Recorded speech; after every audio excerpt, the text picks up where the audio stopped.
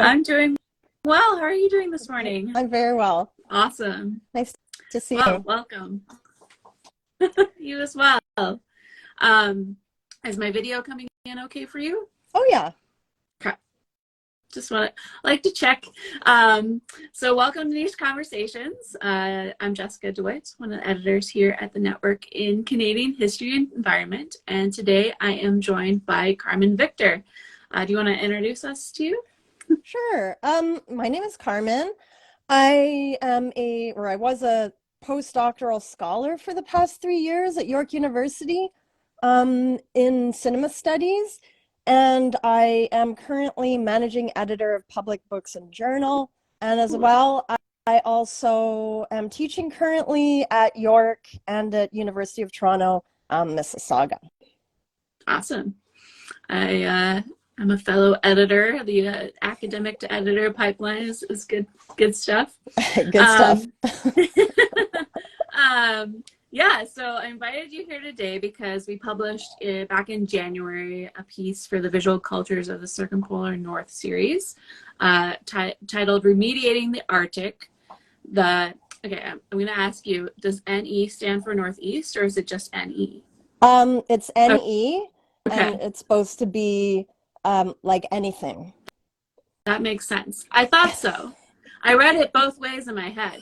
So anyways, remediating the Arctic, NE thing, COS, Black Arctic Circle Project. Woo, couldn't get through that.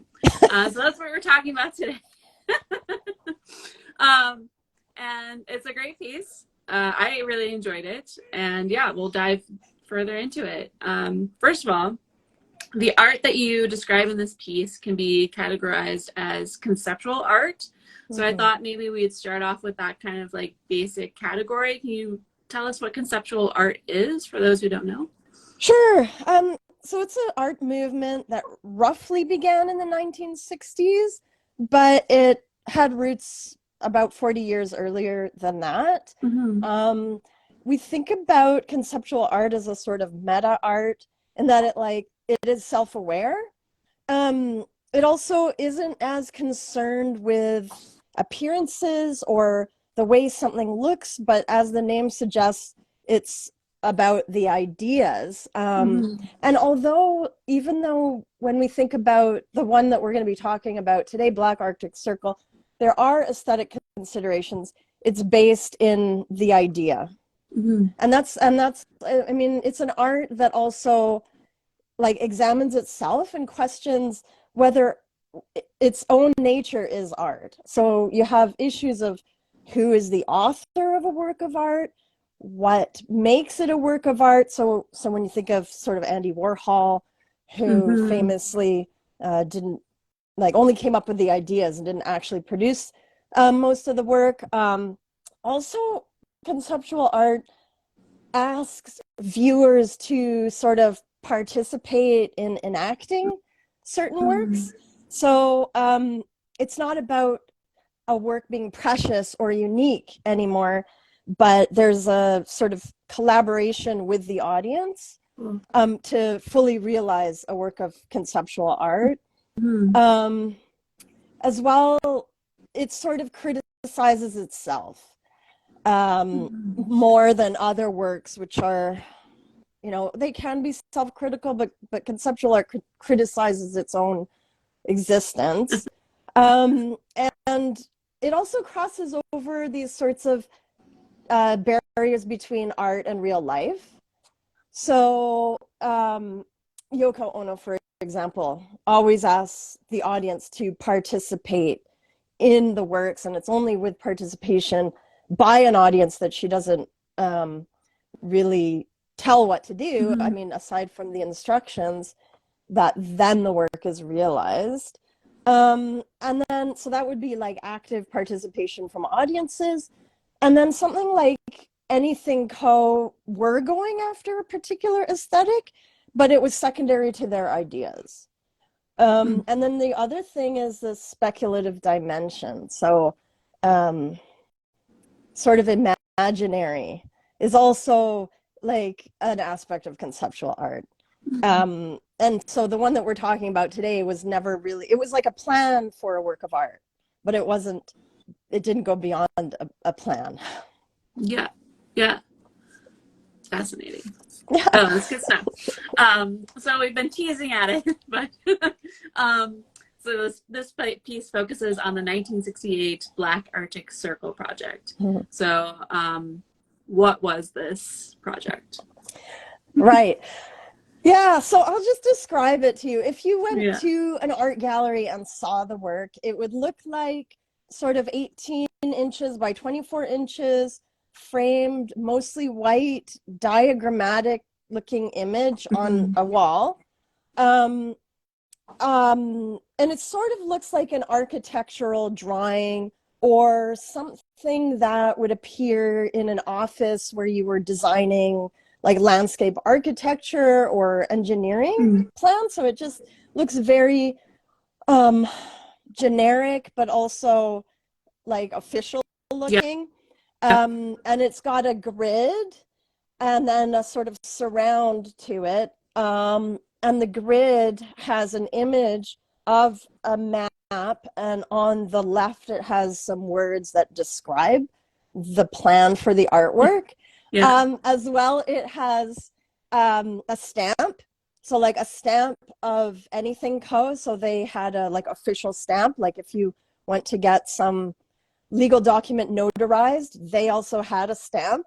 A gold stamp. And then they also, just across the top of the work is like a generic large text that just says information. Mhm. So Yeah. generic information. And yeah, it's sort of pseudo legal looking. I guess it's in the collection of the Morris and Helen Belkin Gallery in Vancouver. And it was on display in Toronto, which is where I'm speaking from, probably in 2010 ish. So it just looks like, a piece of art. I think it would help people to know what the text says. So I Yeah. Sure. wondered if you wanted me to say that. Sure. Why not? Yeah. Okay, so you have a map of the Arctic with a line where on a Mercator map would be the Arctic Circle. But the text says, a low-flying jet plane is to be equipped with a dye dispensing device which will let out a constant stream of highly concentrated black dye. The dispensing device will be timed to shut off and turn on in 1-minute intervals, thus laying down the Arctic Circle as it appears on maps. The plane will leave Alaska and fly westward until they arrive back at Alaska. And then this will be done during winter months, so the line will appear on the snow. Yes. And that's Yeah. it. It's like a plan. That's the imaginary part, right? Because this never actually happens, No. and it would be kind of like a really wild thing to actually make happen, right? Yeah, it would have been extremely expensive. Yes. Yes. Prohibitive in that Yeah. sense. But it is a plan for a work of art that it just exists as a plan. Mm-hmm. Yeah, and I mean, I'll post it. I mean, it's on our website, obviously, in the article, and I'll post it to our stories afterwards as well for people to look at. Um, but like, if it was just like sitting on a table, like most people would not even think twice about even glancing at it. I'm guessing. Like if like the average person, I think it's fascinating. It's got like great. To me, I really like the color scheme of it, like the yellow. Like I love yellow, so like I'm like I'm drawn to it in that way. Like the contrast, the black and white with those bright colors, I think does draw the eye in. But I think, yeah, like you wouldn't necessarily think of it as being a piece of art if you're not aware already to be looking at it in that way, right?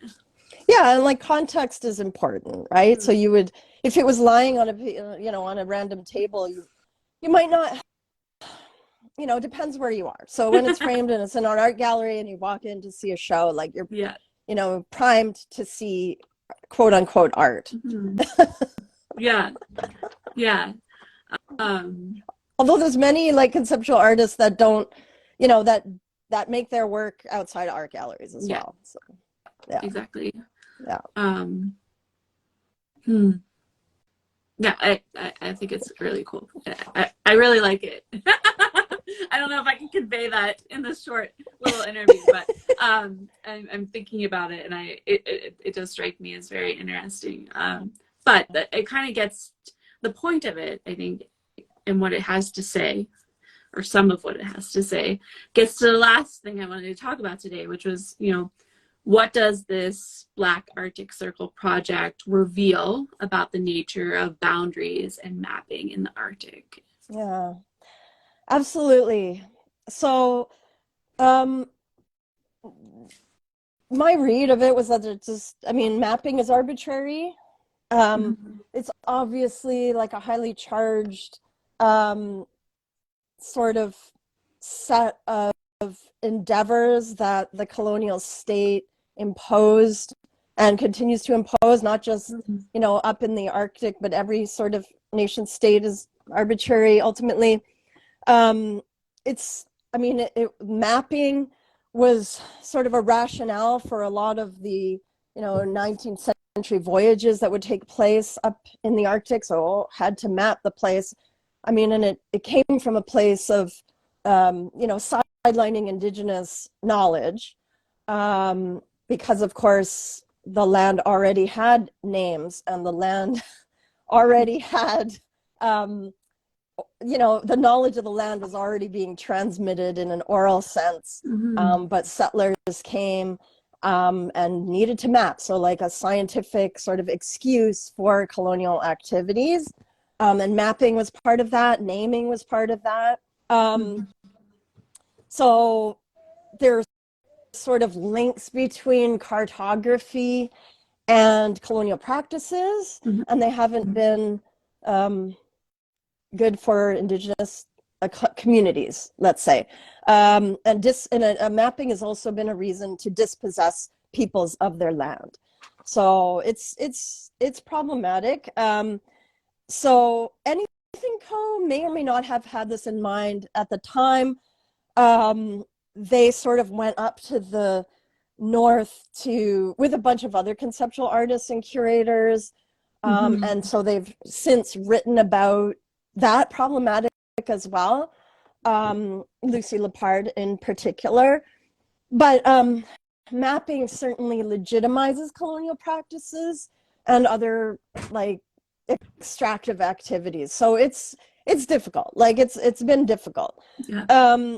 But Anything Co. really were honing in on this idea that mapping was arbitrary, because if you're straddling a line that's painted in the snow, are you outside of the Arctic Circle on one side and inside on another? It's arbitrary. So it's also a bit humorous, which is another aspect of conceptual art. It's funny, right? But by being funny, it pokes, it questions settler activity. So that's, I don't know. It'd be interesting to hear what the artists would have to say of my read of it today. But certainly the pseudo-bureaucratic style plus speculative activity to carry out, combined with this sort of mapping aesthetic, and then the problematization of mapping in the present, or that we're, much more aware of in the present. So I think they were aware of it back then too. Yeah. So yeah. It strikes me, we're like, oh, this is funny, like this idea of drawing this black line, but is it any more ridiculous than the imaginary lines that we draw on maps? Like, is it any more illusory? Is it, it's kind of wild when you get to thinking about these boundaries, like they aren't real, right? They are in many ways figments of imagination, of governments' imaginations, etc. The people who live there don't necessarily think of them as real. The animals certainly don't. The other environmental factors don't give a damn about these map boundaries that and it kind of, yeah, it really put, you know, the idea of drawing an actual line just seems absurd. So why doesn't the idea of drawing these maps and yeah, these technical, like, official boundaries seem equally as absurd, right? It's a lot to Yeah, think about. It's good. yeah, and I don't know. I just think that you know, the whole it's framed by geopolitics. So Mhm. we, you know, we have in our mind when you picture the globe, we always picture it in terms of the Mercator map layout. Yeah. So, you know, North America is huge, Latin America is smaller, Africa is off to the side type thing, Mhm. and that's completely arbitrary. So, Yeah. I mean, there's no even, and that's why I sent you that image of the pale blue dot, Yeah. right? Because that's the way that it was actually taken from outer space, oriented so that the bottom of South Africa was at the top. But since because of, you know, the way that powers seek to project themselves, the whole thing is flipped Yeah. as it Yeah. circulates as an image. So it's, yeah, I mean, I think that's what they're sort of getting at there. I mean, and it's so pointed in the Arctic Yeah. regions. Yeah. Brilliant. Cool. Well, I suggest everyone check out this post. It's really great. And check out the entire series. And yeah, I want to thank you for joining me today, Carmen. This was a really fun chat. Thank you so much. Yeah. Take care. Bye.